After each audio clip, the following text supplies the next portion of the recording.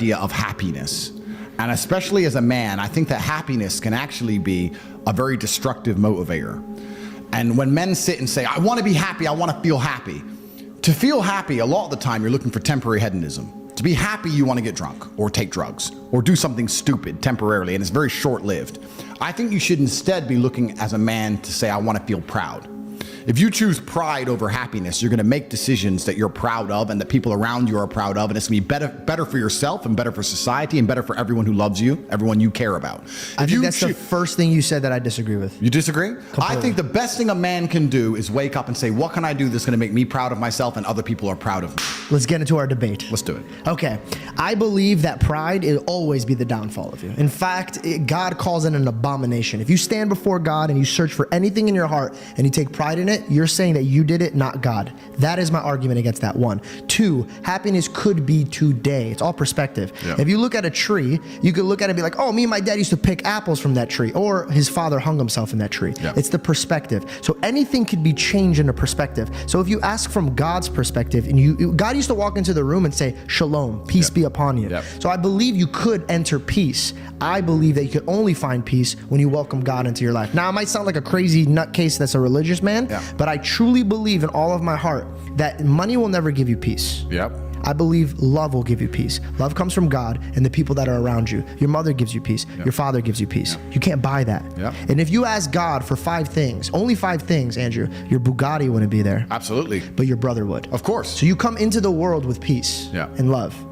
So but you don't think pride is one of the biggest motivators of masculine excellence? You don't think No, because once you achieve it, you want more, and that's where it gets dangerous. But you do not think Mayweather decided he wanted to be proud of himself by beating everyone? You don't think Mayweather? So you could have money and then just pick on YouTubers and box them? Of course. I'm not insulting Mayweather or good or bad, but actually I might cut that because it might jump me. So Michelangelo. Okay. He cut his ear off. Okay. Artists, Da Vinci. What I'm saying is some of the most beautiful works of art, some of the most gorgeous cathedrals, some of the most beautiful churches you'll ever lay your eyes on were done because a man felt proud of his work. Feeling pride in yourself. But what happened to that man? Being proud. Of course, but being pride. So you're looking at the art and you're trying. That's pride. You want everybody to take pride into you. But guess what, Andrew? Right now, if you died, regardless of all the work you've done, regardless of all of everything that you've put in, I'm a better man. Reed's a better man. DaVinci's a better man. I forgot your name. I'm so sorry. Bailey. Bailey's a better man. All these guys are a better man for 2-3 generations. But when you die, you have the same grave of a man that you hate because time moves on. Of course. Everything collects moth and rust. So what's the point? You don't think God can give you pride in yourself for doing the right things? I think that you could find joy in it, but again, everything has its time. So you take pride in your art, but at one point, all those artists became crazy, bro. So what's the fucking worth of it? Okay, I understand that. So we can look at it a bunch of different ways, but you just talked about a man looking in the mirror and being proud of his body to motivate himself. That's pride.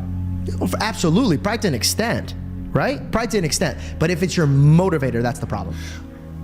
Everybody needs a certain type of emotion. You need fear, but you're not going to live fear throughout your whole life. But we have our default emotions that we seek, and this is the point I'm making, because when I talk to people, I think we all have our default emotions we seek, and depressed people, their default emotion that they're looking for is sympathy.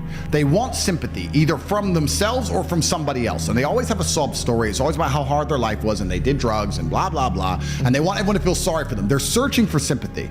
If you're the kind of person who searches for happiness, whether male or female, in my experience, people who search for happiness end up doing hedonistic, temporary, stupid things. When I find men who search to feel proud of themselves, I want people to be proud of me, and I want to be proud of myself, and I want to be respected. They often delay happiness. They often go through very difficult things and build things which are beautiful or build things which are difficult to do. They often go to the other side of fear to feel that pride. I did it. I faced my fear. I did it. So I think as a man, searching for pride or searching to feel proud is a pretty positive mindset for masculine achievement.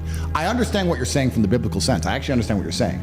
But I just say if you were to take a man and say, how would you make your parents, your girlfriend, and yourself proud of you? I agree. I just don't want it to be the driving vehicle. And that's the only thing I care about. I just don't want it to be the driving vehicle, right? And then I have to sit here and analyze myself. Is pride the driving vehicle for me? Like, why do I even 100%? Why do I even do what I do?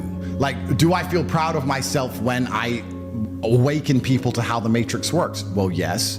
But is that because I believe I'm helping them, or do I just feel happy in and of myself? Why do I own all the things I own? Why do I want all the things I want? And it's very interesting. You asked a question earlier before we got down this point when you said, has money made me happier or made me more anxious?